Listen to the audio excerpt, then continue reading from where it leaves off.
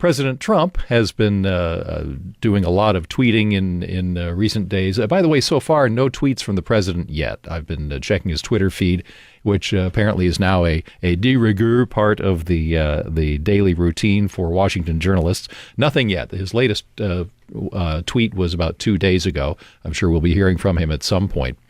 Last week, the president tweeted, "Fake NBC News made up a story that I wanted a tenfold increase in our U.S. nuclear arsenal. Pure fiction made up to demean NBC equals CNN." Then immediately afterward, he tweeted, "With all of the fake news coming out of NBC and the networks, at what point is it appropriate to challenge their license? Bad for country."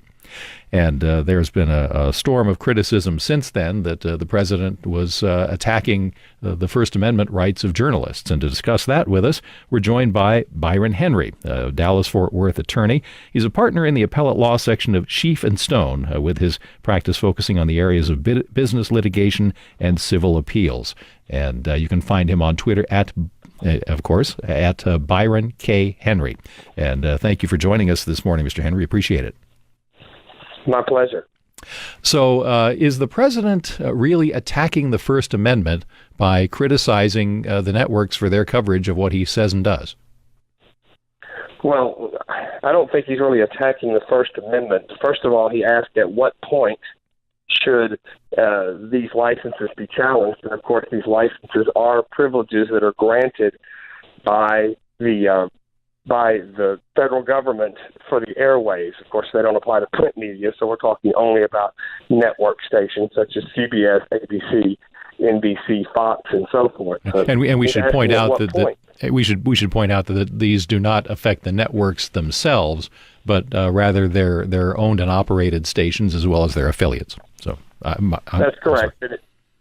And it doesn't affect the print media either. So this is simply at what point should these licenses be challenged. And, of course, there are reasons that you can withdraw licenses, even under the First Amendment. But, of course, just bad coverage wouldn't qualify. And I think he's asking the question of, is there anything that they could say that would require their licenses to be revoked? And the answer to that question is it was a good question because I didn't know. When I first read the tweet and heard all the coverage, I was thinking to myself, at what point is a license for some of these affiliates subject to being withdrawn? But the bottom line is that's not going to happen. President Trump doesn't have that authority. I think he's making a point, and it's probably a rhetorical point, that, in fact, is there any thing that a network or a news organization can do or say or make up that would require their licenses to be withdrawn? And, of course, we don't know exactly what that would be, but we do know that he can't do it unilaterally. And I think the FCC officials have come out and said that there's not going to be any challenges or any reviews or investigations on licenses simply because of network news coverage. Well, I guess that's a question. Where is the line? I mean, I guess there are some stations that have had their licenses revoked over the years. Not many, but it has happened. What do you have to do for that to take place? Well, I think the answer to that is running afoul of the federal government with respect to those licenses is most common with issues of indecency. And, of course, we know that there was there's been famous, slip-ups with respect to live indecent, curse words or profane language on television or accidental or sometimes planned nudity issues that violate federal licenses. But other than that, I'm not aware of something, I guess, of some kind of scam, some kind of fraud where they make up a story completely and then scam the public. I guess that's possible.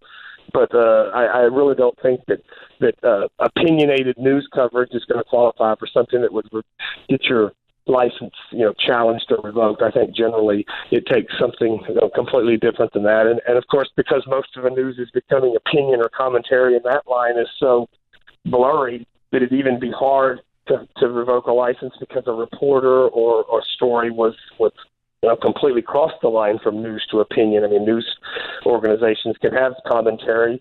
Unfortunately, that line, as I said, has been blurred so much that, they should disclaim when they're having a news program and a commentary program. But other than that problem for viewers, it's very frustrating. I don't think that would subject an affiliate to losing a license either. Talking with attorney Byron Henry, who specializes in these kinds of issues. Let's talk about the president's behavior here. Has he done anything or said anything that is arguably unconstitutional or threatening to the First Amendment or a threat to the First Amendment rights of journalists to do their jobs, which is a main reason why we have the First Amendment? Well, first of all, as you said earlier, the same people that say that he's threatening the First Amendment are quick to point out that the licenses only apply to affiliates, so it would only apply to the reporters for the affiliates that air the programs, and it doesn't apply to print media. But secondly, I mean, there's a difference between attacking the First Amendment by saying that someone shouldn't have the First Amendment rights, or someone should be jailed, or someone should be fired, or someone shouldn't allow to say something or have their license revoked, and criticizing irresponsible press. In other words, if you're just going to go on and say that someone is exercising their rights in an irresponsible manner, we do that all the time. I mean, that's the whole point. We say it's a free country. We have the First Amendment. There's free speech.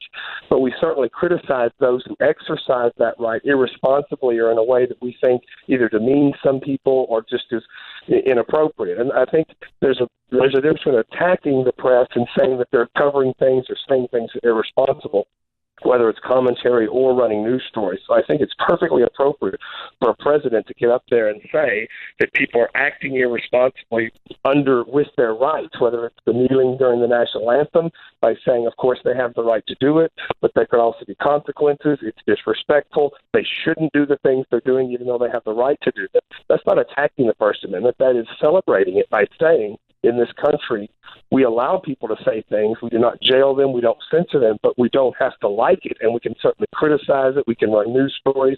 And, of course, the president, who is often the conscience of the country from the single elected official that represents the entire country, can comment on the way people are exercising their rights. So I don't think that's attacking the First Amendment at all to criticize the way people are exercising their rights.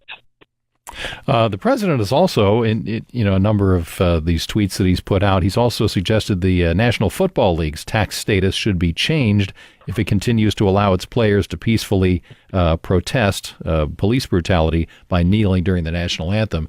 And I believe over the weekend, the NFL commissioner, Roger Goodell, said that the league would not compel players to stand for the national anthem. Well, I do think he needs to be careful in this respect, but not because of the First Amendment, but because the NFL players are a union, and there are labor laws that protect collective action of players or members of the union. So in that respect, encouraging the NFL to take action, probably not against the law, but probably unwise. And Roger Goodell is smart not to take the president's advice because he has to negotiate with the union, and I do not believe he has the authority, either under the collective bargaining agreement or federal labor law, to simply unilaterally compel the players to avoid that kind of collective action on the field. I think it's going to have to be a negotiated compromise, which I think is what they're working on in the NFL. So although President Trump is expressing frustration and the sentiment of many Americans about how this issue is playing out, I think he's best to stay out of the labor problems of the NFL and their players. All right. Byron Henry, thank you so much for your thoughts this morning. Glad to be with you. Byron Henry is an attorney in the Dallas-Fort Worth area. You can find him on Twitter at Byron K. Henry.